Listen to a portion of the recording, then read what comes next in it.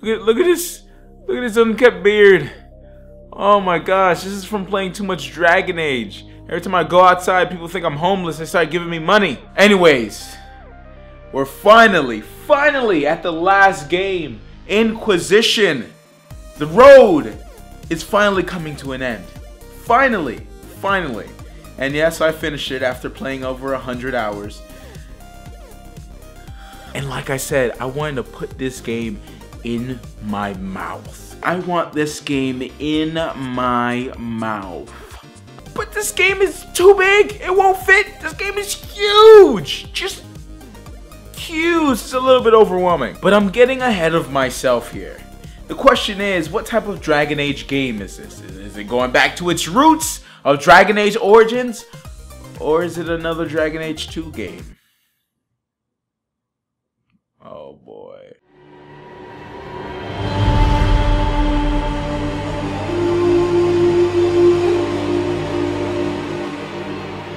Dragon Age Inquisition's story is set after the events of Dragon Age 2. But it won't be in some little town like Kirkwall. The story takes place all around the continent of Thedas. You play as the Inquisitor that is somehow involved in the breach. Which, you know what I'm talking about, it's that Green Lion King Mufasa thing that you see in the sky in all the trailers.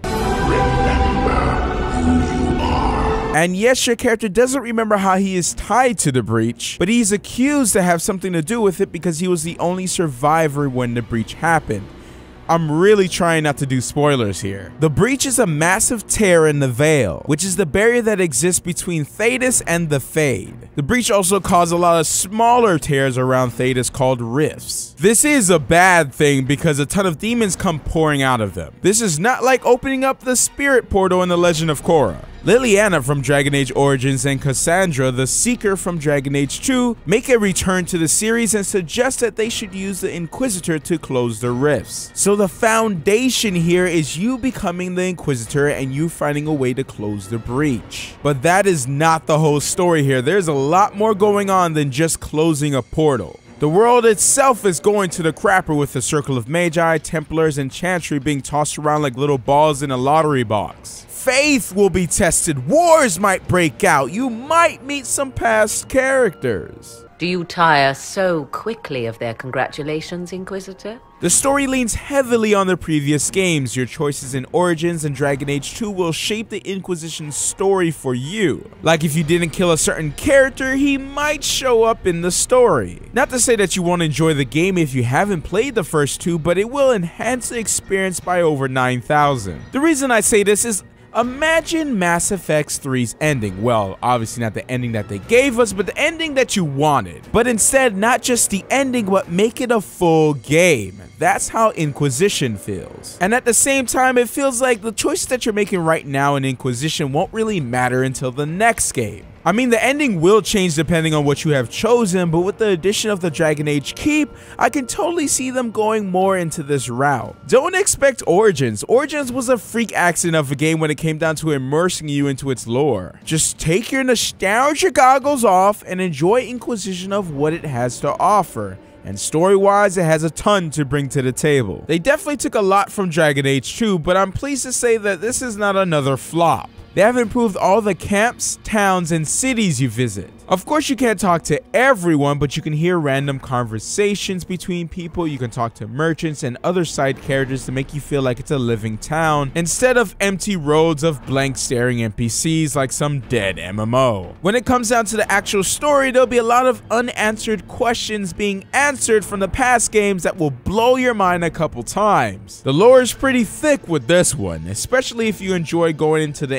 Investigate tab with every character that you meet. Your character still has a voice like in Dragon Age 2, but thank God the dialogue and story is overall better. That's a nice crossbow you have there.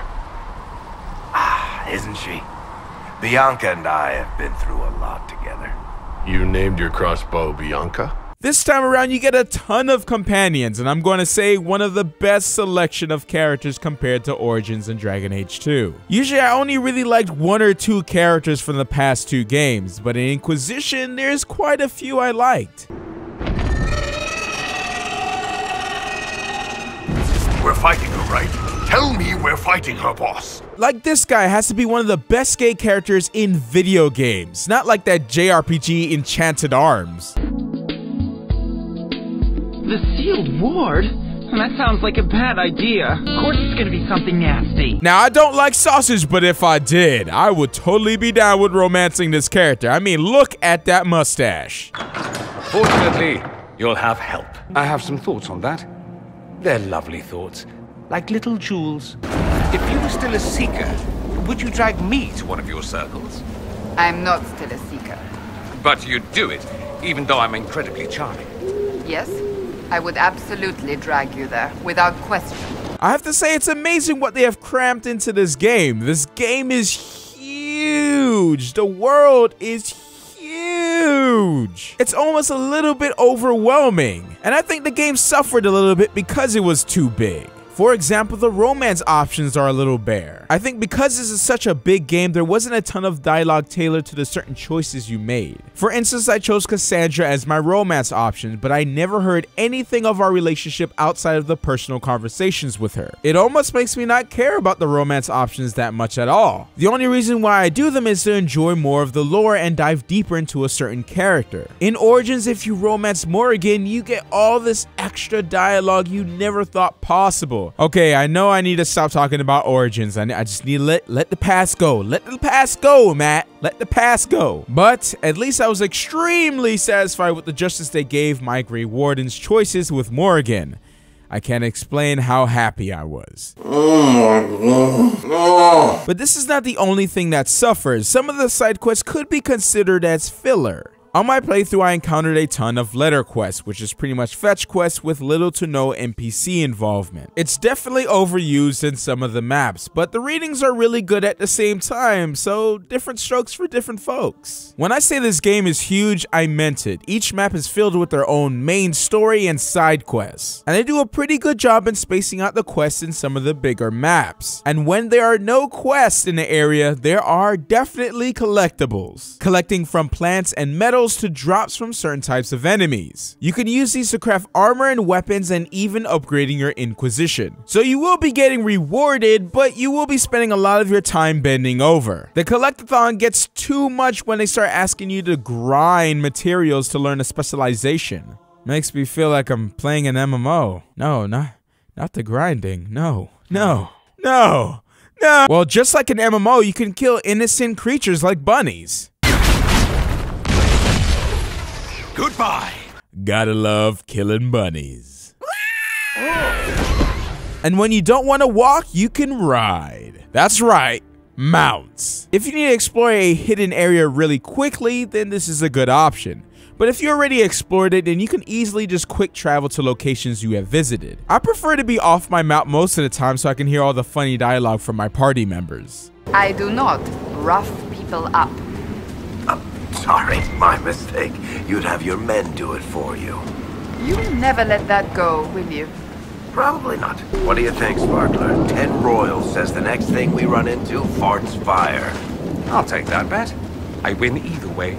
Plus, my mount animations are a little stiff, and if my horse can't poop on the ground like Metal Gear, then that's already minus points off the review score. Because I totally have one. You can also put your mount through hell.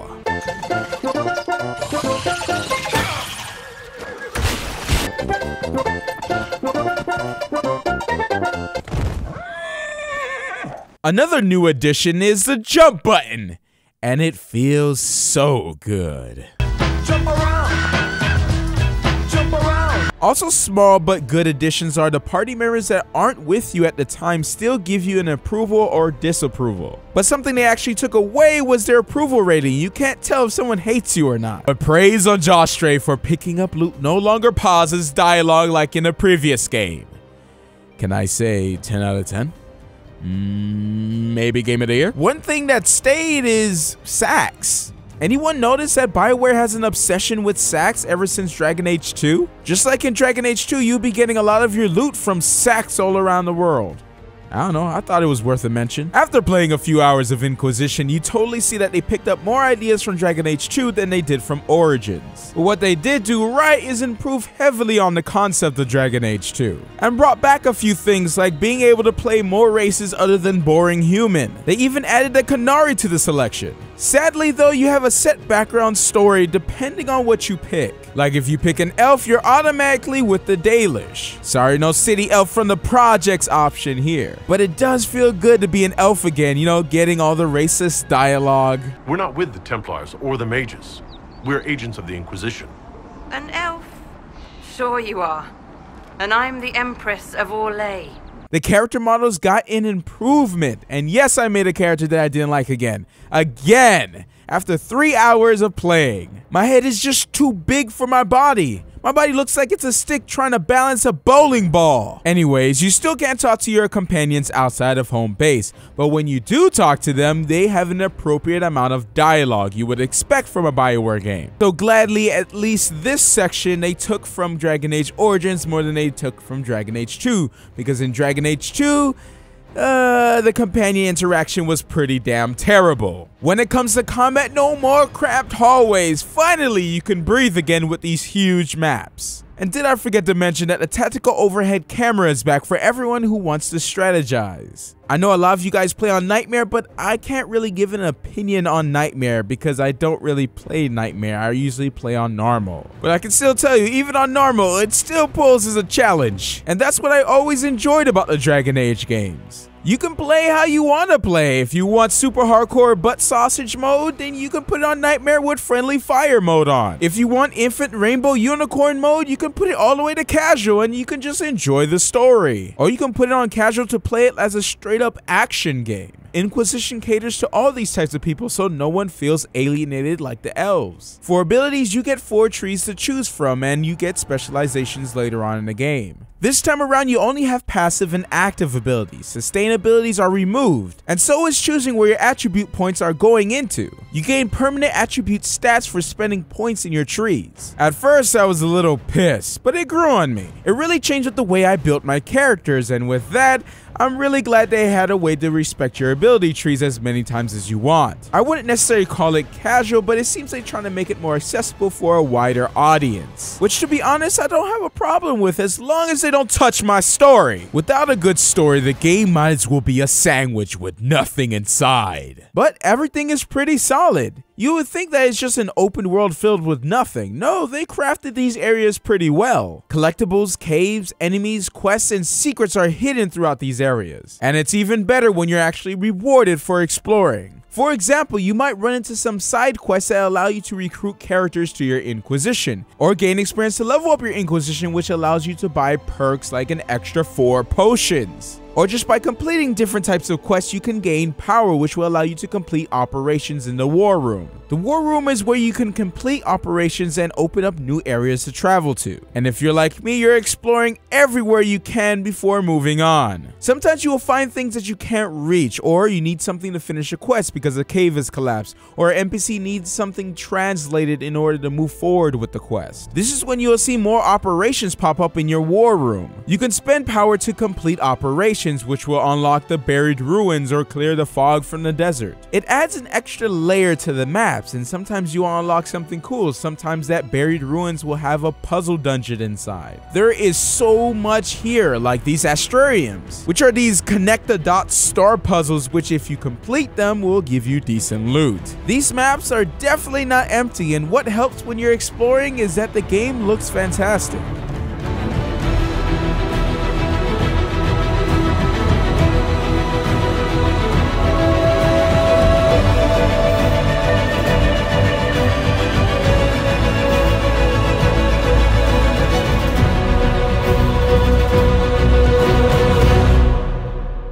Yeah, sure, when it comes down to the character animations, it could be a little bit better. I mean, come on, this character can't even sit properly. Which brings me into some of the glitches I ran into while playing. There are some funny ones, like my character being able to moonwalk.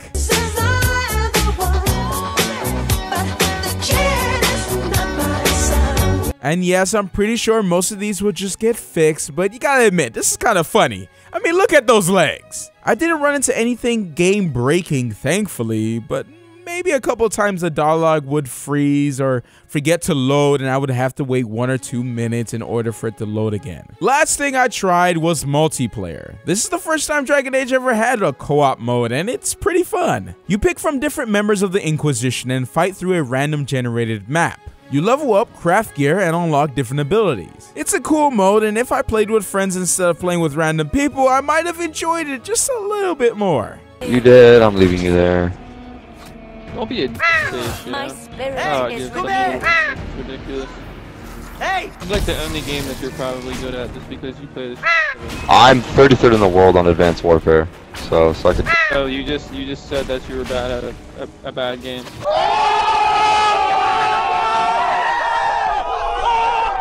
I have played over 100 hours of Dragon Age Inquisition, and that doesn't count me restarting story sections and multiplayer. If you're a type of person who gets lost in a game for hours, or every time you come home from work and your wife and kids are outside of the house and you slowly pick at it for months and months and months, you'll still get your value out of this. I was a little worried that this was going to be Dragon Age 2 Part 2, The Revenge of the Hawk, but it wasn't.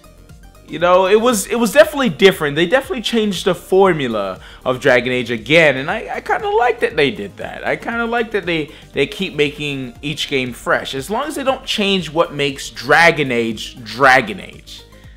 Nobody wants that. Don't take away features, which it seems like BioWare seems to constantly do. But this game is solid. Is it enjoyable? Absolutely. It's definitely enjoyable, and especially if you played the first 2 games.